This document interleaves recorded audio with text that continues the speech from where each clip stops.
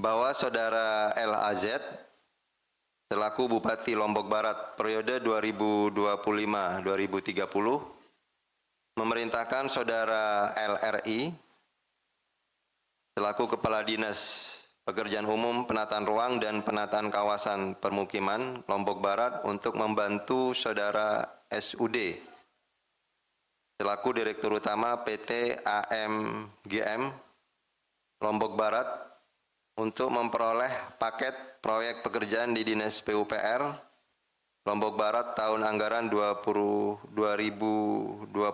sampai 2026. Selanjutnya SUD menggunakan CV DKK atau perusahaan miliknya sebagai full bucket proyek, di mana SUD kemudian meminjam bendera kepada sejumlah penyedia sehingga nama CV yang bersangkutan tadi tidak tercatat baik secara formil administratif di lingkungan Dinas PUPR Lombok Barat. Jadi ini menggunakan pinjam bendera.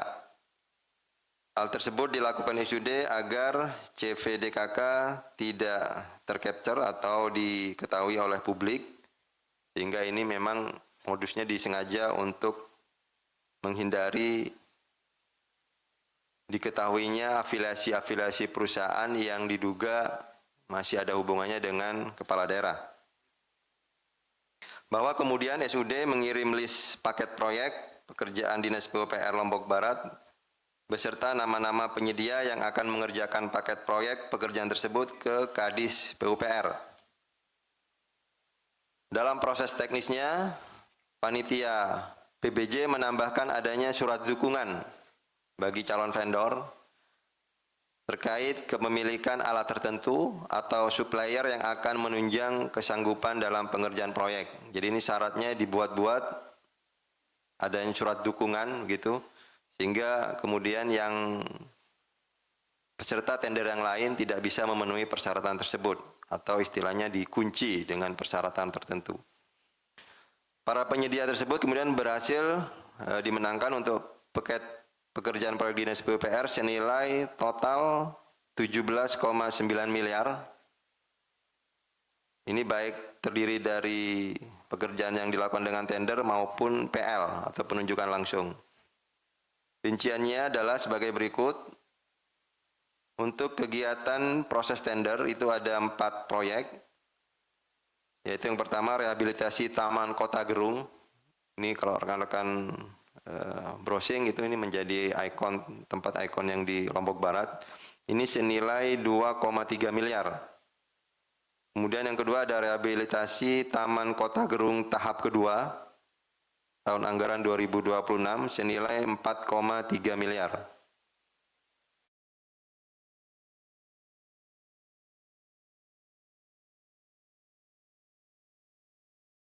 Yang ketiga pembangunan gedung kantor Pemkab Lombok Barat tahun anggaran 2025 senilai 2,4 miliar.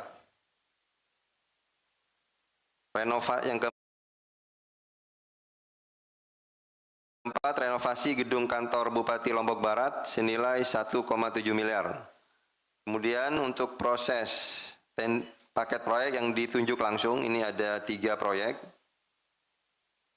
Yang pertama, ada 8 paket pekerjaan di Dinas PUPR tahun anggaran 2025 dengan total senilai 3,4 miliar. Kemudian 4 paket pekerjaan di bagian umum tahun 2025 senilai 2 miliar. Dan 16 paket pekerjaan di PT AMGM atau Perusahaan Air Minum Daerah tahun anggaran 2025 senilai 1,8 miliar. Ini yang prosesnya melalui penunjukan langsung. Namun demikian, pengerjaan proyek diambil alih oleh CV DKK tadi yang kemudian disubkonkan kepada CV-CV lain. Artinya CV DKK tidak mengerjakan secara real untuk kegiatan proyeknya sendiri. Tetapi kendali penuh terkait dengan anggaran itu dikendalikan oleh CV DKK. Dari paket proyek-proyek pekerjaan dengan total nilai 17,9 miliar tersebut, SUD diduga memberikan fee sebesar 3% untuk para penyedia yang dipinjam benderanya dan mendapatkan keuntungan dari seluruh total proyek tadi sebesar 10,6 miliar yang kemudian dikumpulkan di CVDKK. Selain itu, SUD melalui CVDKK juga diduga menerima sejumlah uang, diantaranya terkait pengadaan barang dan jasa pada Badan Perencanaan Pembangunan Daerah atau Bapeda dan di Dinas Pemuda dan Olahraga Kabupaten Lombok Barat senilai 31,1 miliar. Di selain di Dinas PUPR, CVDKK juga mendapatkan proyek di dinas lain, ini kalau di total sebesar 31,1 miliar. Dari uang-uang yang diterima dari hasil proyek tersebut, sejumlah 41 miliar oleh SUD melalui CVDKK diantaranya dialirkan kepada LAZ selaku Bupati sebesar total 10,8 miliar. Ini yang kemudian diketahui selaku kepala daerah ini terafiliasi dengan perusahaan-perusahaan tadi CVDKK. Bahwa selain dugaan konflik kepentingan dalam pengadaan barang dan jasa, di Dinas PUPR dan dinas-dinas lainnya, LAZ juga diduga menerima sejumlah uang, barang ataupun fasilitas dari saudara ALG, selaku Direktur Utama PT MSI, yang merupakan vendor dari PT AMGM, yang merupakan perusahaan air minum daerah di Lombok Barat. Di mana pada periode tahun 2024 sampai 2026, PT MSI melalui SUD atas perintah LAZ mendapat sejumlah proyek terkait tata kelola air bersih di Kabupaten Lombok Barat total senilai 27,1 miliar. Atas proyek yang dikerjakan, PT MSI diduga rutin memberikan barang, fasilitas, dan juga uang tunai kepada saudara LAZ yang diduga mencapai lebih dari 1,6 miliar. Ini diantaranya satu unit mobil merek Toyota Alphard senilai 1,2 miliar. Kemudian satu pasang sepatu merek Hermes senilai 19 juta. Akomodasi perjalanan LOP Lombok ke Jakarta, ini Bupati seringkali melakukan perjalanan Lombok Jakarta PP ya. Itu juga diakomodir oleh PT MSI.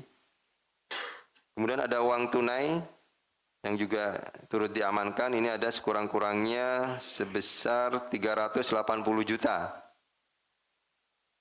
Kemudian ada juga satu unit telepon genggam merek iPhone 17 Pro senilai 26 juta.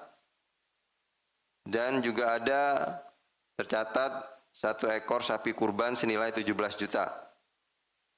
Untuk peristiwa tertangkap tangannya sendiri, jadi pada pertengahan Juli 2026, tim KPK melakukan pemantauan intensif di Lombok Barat, tadi penyelidikan tertutup, setelah menerima laporan bahwa SUD melakukan penarikan uang sejumlah 1,25 miliar yang diduga akan disetorkan untuk saudara LAZ. Bahwa kemudian pada tanggal 18 sampai 19 Juli, ini detik-detik peristiwa tertangkap tangannya, tim bergerak memastikan keberadaan para pihak, serta rangkaian transaksi dan kepemilikan aset, baik itu kendaraan, uang-uang tadi, di pihak-pihak terkait, yang kemudian bisa dipastikan oleh tim di lapangan. Dan pada tanggal 20 Juli 2026, tim mengamankan sejumlah 19 orang di wilayah Lombok Barat dan dilakukan pemeriksaan awal di Mako Brimob NTB. Selain itu, tim juga mengamankan satu orang di wilayah Jakarta yang kemudian dari 19 orang di Lombok, itu 8 orang diantaranya dibawa ke KPK. Itu ada saudara LAZ selaku Bupati, saudara SUD selaku Direktur Utama PT AMGM, Saudara LRI, Kepala Dinas Pekerjaan Umum, Saudara LFA selaku ADC dari Bupati, Saudara STW selaku ADC dari Saudara SUD, Saudara SAM selaku driver SUD, Saudara JUN selaku Bendahara CV DKK, dan Saudara ALG selaku Direktur Utama PT MSI yang diamankan di wilayah Jakarta. Dalam peristiwa tertangkap tangan ini, tim KPK juga turut mengamankan barang bukti apabila di total kurang lebih 9,06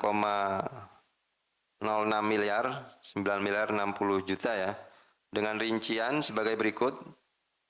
Tadi ada uang tunai dari pencairan yang dilakukan oleh Saudara SUD di rekeningnya itu senilai 1,25 miliar.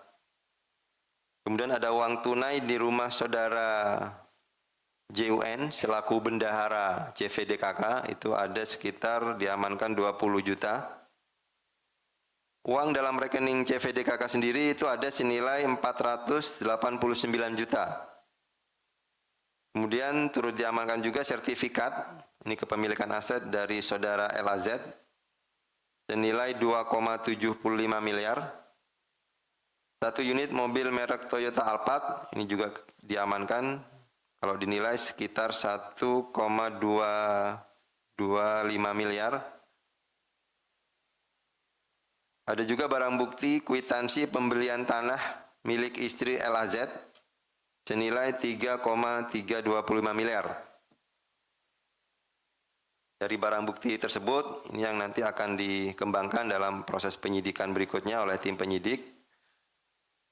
Bahwa kemudian ada penerimaan lainnya selain tindak pidana korupsi terkait suap di lingkungan Pemkab Lombok Barat, KPK juga menemukan adanya dugaan penerimaan lainnya atau gratifikasi oleh Saudara SUD dan Saudara LAZ, diantaranya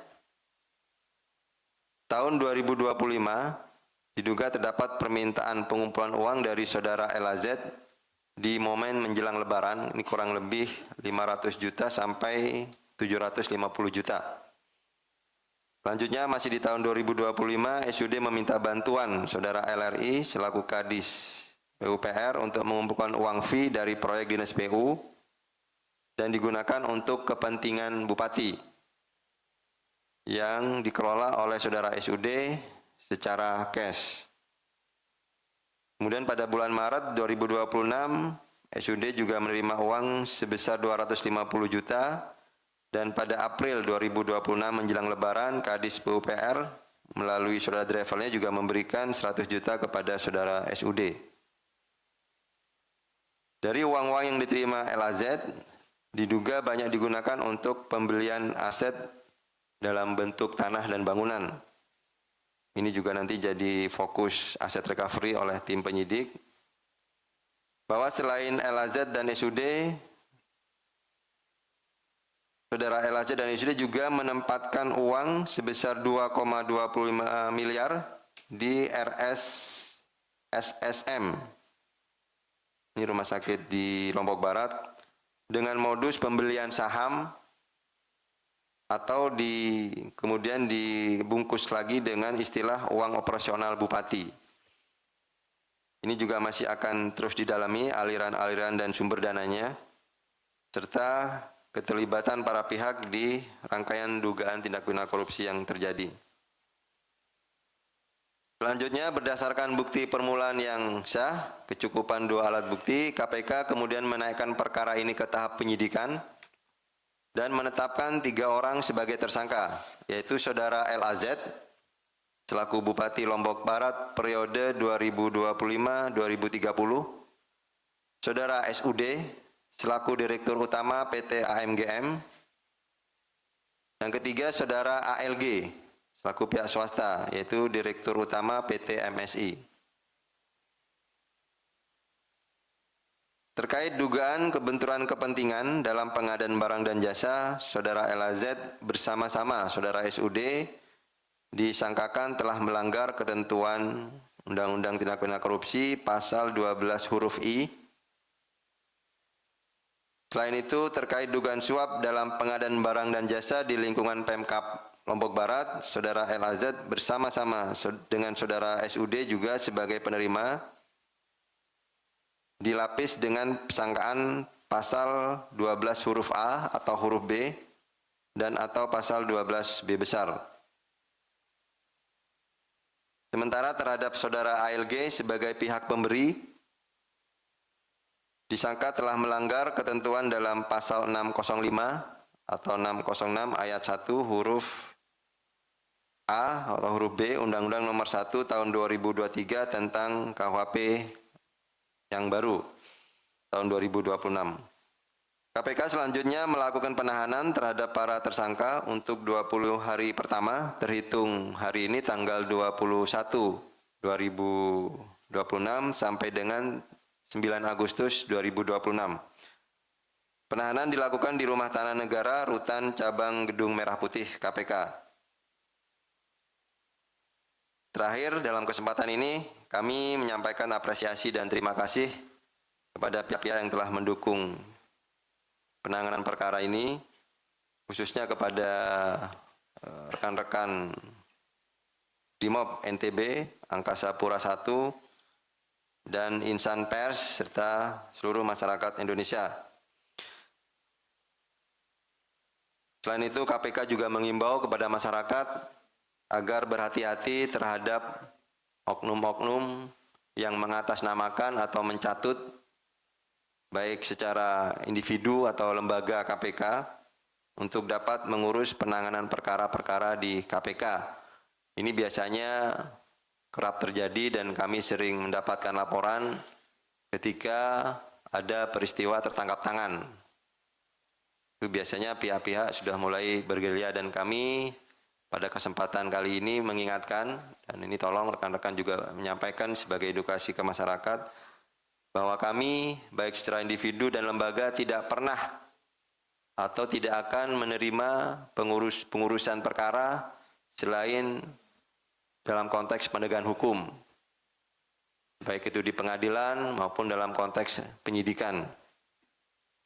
Jadi KPK menegaskan bahwa seluruh proses penanganan perkara itu dilakukan secara profesional, independen, dan sesuai ketentuan hukum yang berlaku. Demikian secara detail untuk peristiwa kronologis tertangkap tangannya terkait perkaranya. Berikutnya untuk beberapa hal mungkin dilanjutkan oleh Mas Budi, silakan. Baik, terima kasih Pak Direktur.